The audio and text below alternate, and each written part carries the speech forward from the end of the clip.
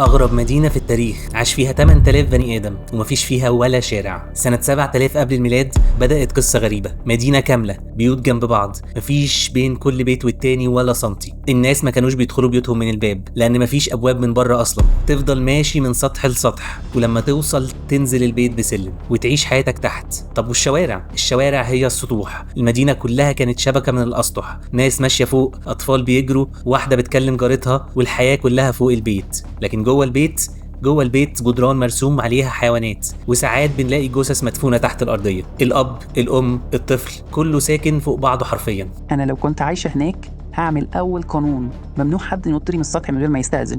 إيه المدينة دي؟ رغم إنها بالنسبة لك ممكن تحس إن هي فوضى، لكن المكان كان منظم، مفيش طبقة حاكمة، مفيش قصر، مفيش معبد، البيت نفسه كان مركز الحياة. الناس عاشت كده حوالي 14 قرن، 1400 سنة من غير ما يغيروا تصميم المدينة. وده يقول لك إن الإنسان زمان مش دايما كان بدائي، أحيانا كان عنده ابتكار لدرجة مبهرة. المكان ده هو شاتل هايك في تركيا حاليا. دي كانت كبسولة ماج. نشوفكوا بكرة.